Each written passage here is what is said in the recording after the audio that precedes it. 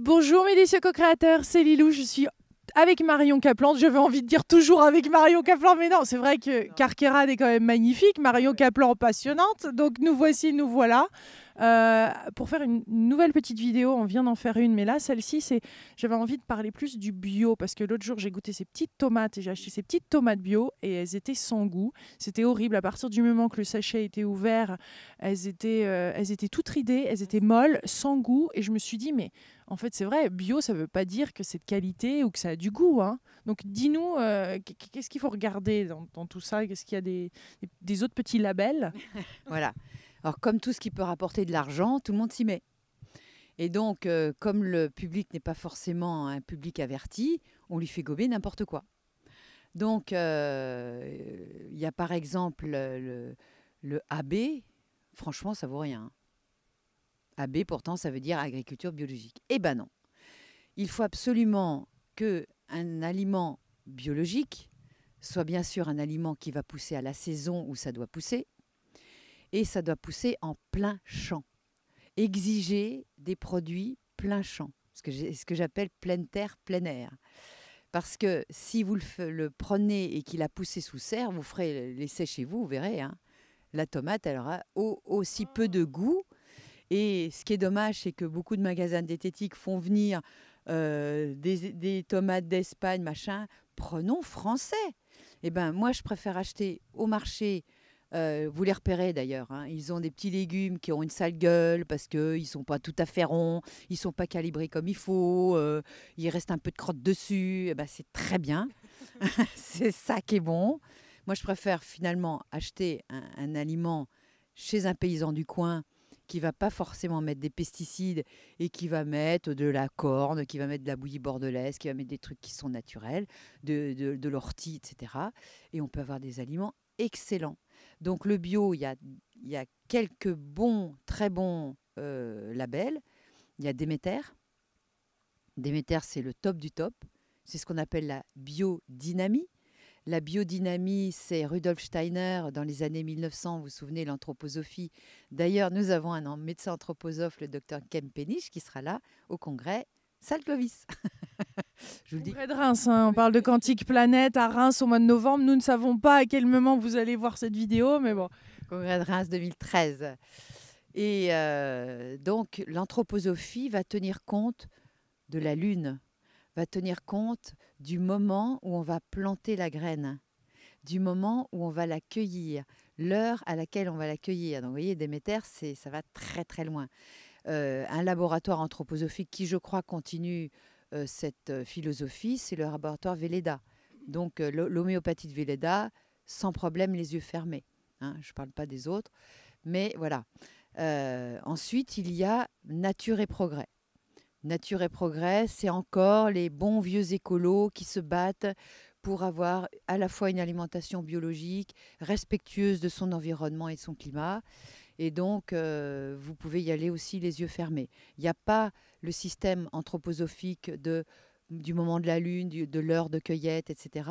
Mais c'est quand même très, très bien, hein. Pourquoi la Lune est si importante et l'heure de cueillette? Nous sommes des femmes. Vous n'avez pas remarqué qu'on a des cycles de 28 jours et que la Lune, elle a un cycle de 28 jours également et qu'elle a une influence sur les marées extraordinaire, donc sur l'eau, donc forcément sur le vivant. Une plante, si elle n'a pas d'eau, elle ne peut pas vivre et si elle n'a pas de soleil non plus. Donc il y faut à la fois l'eau, le soleil et son intermédiaire nourricier qui est la terre. Si vous avez une mauvaise terre, vous pourrez faire pousser ce que vous voulez. Nous, par exemple, ici, on a beaucoup de pins. Je ne peux pas faire pousser n'importe quoi sous les pins parce qu'ils sont très acides. Et alors, pour faire un potager, cette année, j'ai eu beaucoup de mal à faire mes tomates. Pourquoi? L'année dernière, pourtant, elles étaient bien. Eh bien, je me suis aperçue que si vous mettez des tomates à côté d'aubergines, eh bien, ça se contrarie parce que c'est la même espèce. Eh bien, je ne savais pas qu'il y avait des plantes, parce qu'elles communiquent entre elles par un dialogue électromagnétique. Elles se parlent, les plantes. Et si elles sont contentes d'être l'une à côté de l'autre en société, ben, elles vont proliférer. Mais si elles sont bouffées par leurs voisines, eh ben, des petites tomates rachitiques qui font la gueule, qui seront bonnes. Mais elles n'étaient pas terribles cette année, mes tomates. Donc, mesdames les tomates, je suis désolée, je ne me remettrai plus jamais à côté d'aubergines. Grosse erreur de ma part. Il y a toute une intelligence du vivant qui est formidable. Parce que ce dialogue, vous allez voir, la terre, ça c'est Didier Rosy qui m'a appris ça. Je crois que tu l'as interviewé, Didier Rosy, le chaman. Il faut absolument y aller. Il vient souvent dans le coin maintenant.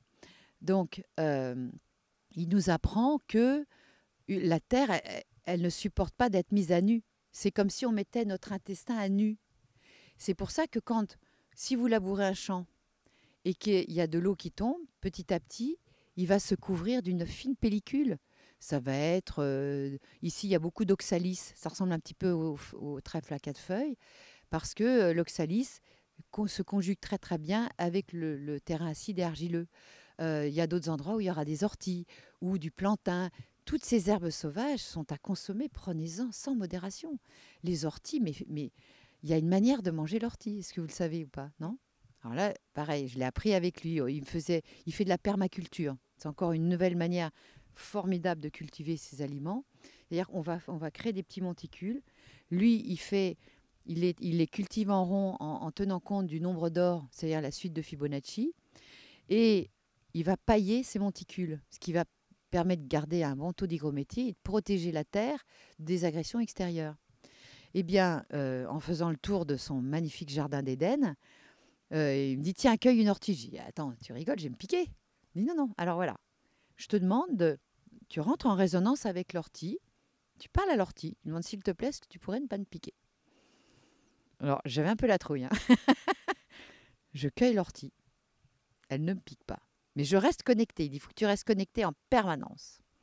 Il dit, voilà, maintenant, tu fermes en 4 la feuille d'ortie et tu la manges. Toujours reste en conversation intérieure avec elle. Faites le test. Franchement, c'est incroyable, quoi. Et vous mangez l'ortie. Oh, elle ne m'a pas piqué. Et puis, on continue notre tour. C'est bon? Et je prends une ortie. Et puis, il me dit un truc qui a pris mon esprit. Et je me suis déconnectée de l'ortie. Et je l'ai mise à ma bouche avec un geste mécanique. Elle m'a explosé dans la bouche. Elle m'a envoyé tout son venin. Je dis, waouh, tu t'es déconnectée. Mais faites le test, c'est incroyable. Et comme la nature est bien faite, eh bien, à côté de l'ortie, il y avait du plantain. Il m'a montré, il m'a dit, tu sais, dans la nature, tu as toujours l'antidote du poison à côté qui pousse naturellement. Et le plantain est une antidote de l'ortie. Donc, il m'a fait manger une feuille de plantain qui a éteint le feu. Waouh, quelle expérience! Donc, vous imaginez un peu Donc, quand je parle... Quelles sont les vertus de l'ortie? Alors, l'ortie, elle est fantastique parce que c'est une des rares plantes qui contient dans l'équilibre intact de l'être humain, elle est reliée à la thyroïde. Elle contient de l'iode, du chrome et je ne sais plus quoi, dans les quantités de notre thyroïde.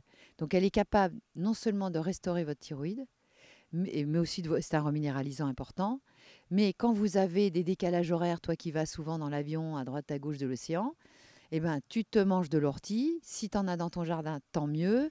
Si tu n'en as pas, moi j'achète de la poudre d'ortie que j'ai toujours avec moi et qui me permet de mieux encaisser les décalages horaires. Parce qu'il faut savoir que la thyroïde, c'est aussi une des glandes qui nous insère dans l'espace et le temps. Donc, elle nous remet instantanément dans l'espace et le temps où on est. Intéressant, non? Donc au niveau du bio, il y a des magasins, il y a des endroits où on peut plus facilement retrouver ces produits. Bien sûr, il faut favoriser les marchés, ça c'est sûr. Mais sinon, dans les grandes villes... Les marchés, les coopératives, Biocoop, c'est plutôt pas mal. Les nouveaux Robinson, les gens comme ça à Paris.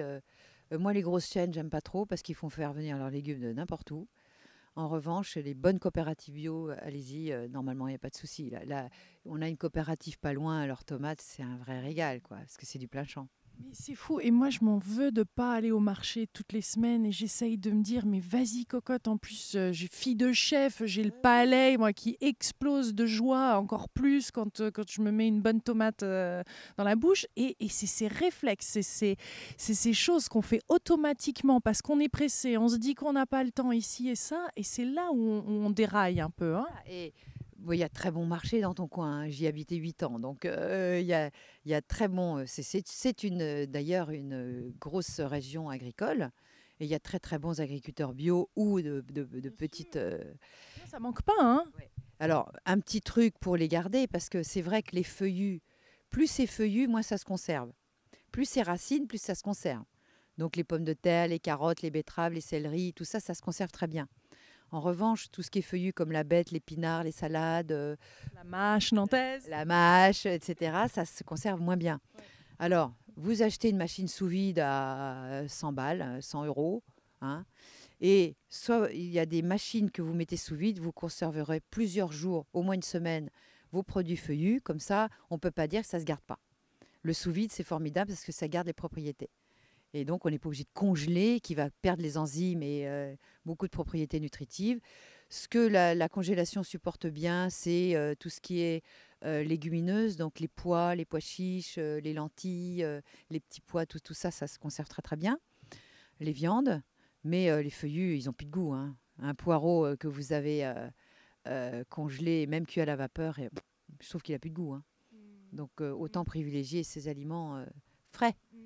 Le sous-vide, ça pose pas de problème du tout. Il n'y a pas de point négatif.